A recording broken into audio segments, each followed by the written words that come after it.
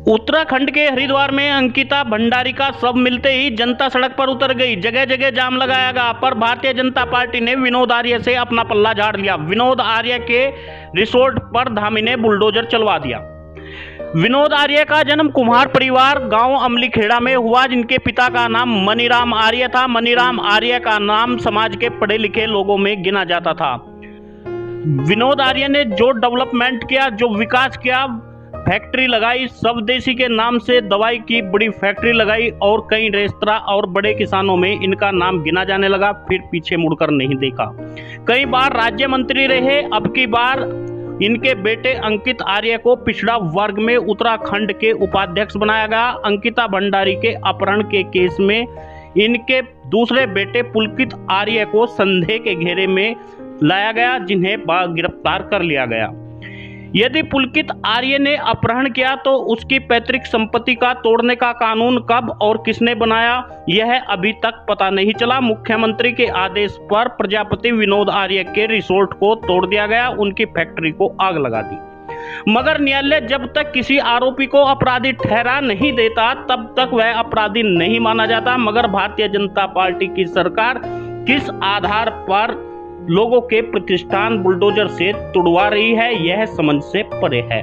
नमस्कार, आप देख रहे हैं डीपीएन लाइव न्यूज। मैं आपके साथ में आपका दोस्त आरबी प्रजापति।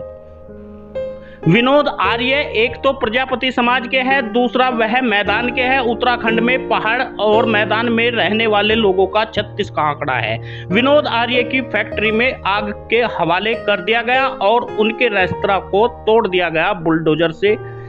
अंकित आर्य का भारतीय जनता पार्टी के पद से तुरंत हटा दिया गया। अजय मिश्रा का बेटा किसानों के ऊपर गाड़ी चढ़ा देता है, उसके घर पर बुलडोजर नहीं चलता, या चलेगा तो कब चलेगा, यह सरकार को बताना चाहिए। न उनकी फैक्ट्री जलाई जाती है। प्रजापति विनोद आर्य का रिसोर्ट पर तुरंत ही बुलडोजर चल जाता है। गलती विनोद आर्य की है। यदि वह मिट्टी के बर्तन बनाकर अपना गुजारा करता, शायद किसी को दिक्कत नहीं आती। मगर वह उद्योगपति बनकर भाजपा में जबरदस्ती पद पा लेता था।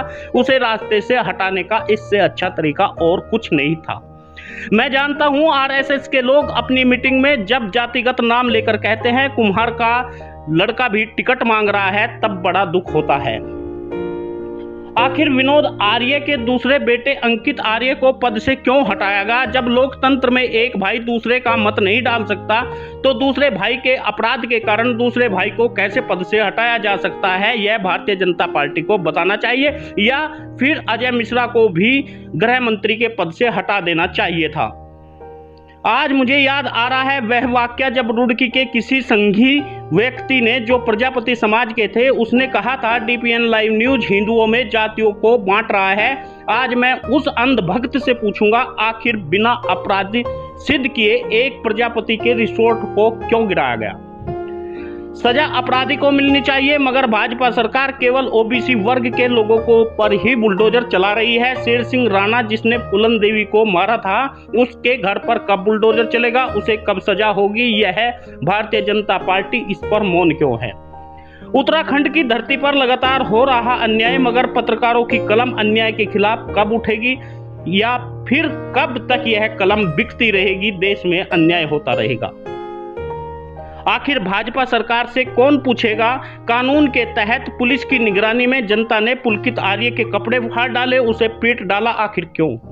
मुझे दुख होता है इस बात का। इस देश में पिछड़ी जाति के लोग सवर्णवादी विचारधारा के लोगों का शिकार होते जा रहे हैं। पत्रकार लगातार सरकार के हाथों की कठपुतली बन रहे हैं। पत्रकार नहीं पूछ रहे हैं बिना किसी कानून के किस तरह लगातार बिल्डिंगें गिराई जा रही है, केवल ओबीसी समाज की। भाजपा सरकार चाहती है यदि पिछड़े वर्ग का कोई नेता फन उठाए तो उसका फन कुचल दो, पहले उसकी जांच होनी चाहिए। सच क्या है, सच्चाई के बाद कोर्ट निर्णय दे, उसको मानना चाहिए। लेकिन सरकार ऐसा नहीं करती। सरकार लगातार बुलडोजर पर बुलडोजर चलाई जा रही है, केवल उन लोगों पर जो पिछड़े वर्ग से आते हैं। मगर पिछड़े वर्ग की अंधभक्ति के कारण प्रजापति समाज को भाजपा रूपी अजगर लगातार निगलता हुआ जा रहा है।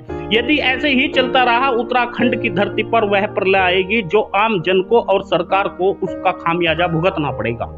प्रजापति विनोद आर्य के रिसोर्ट को सरकार की जमीन पर नहीं बना था, जो बुलडोजर चला दिया और उसे गिरा दिया। आजादी केवल सवर्ण जाति के लोगों को है। पिछड़े वर्ग के लोग क्या गुलाम हैं या गुलाम ही रहेंगे? यदि आप वीडियो को शेयर कर दे तो आप सरकार के खिलाफ एक कदम उठा सकते हैं। आपसे निवेदन है, आप वीडियो को ज्यादा से ज्यादा शेयर करें ताकि वीडियो हर उस व्यक्ति तक पहुंचे जो दूसरों के घरों पर तो पत्थर फेंकते हैं मगर अपने घर देखते नहीं। निवेदन है आपसे, आप वीडियो को शेयर करें, न्यूज चैनल को सब्सक्राइब करें, लाल रंग से लिखे सब्सक्राइब पर उंगली लगाकर उसे काला कर दें।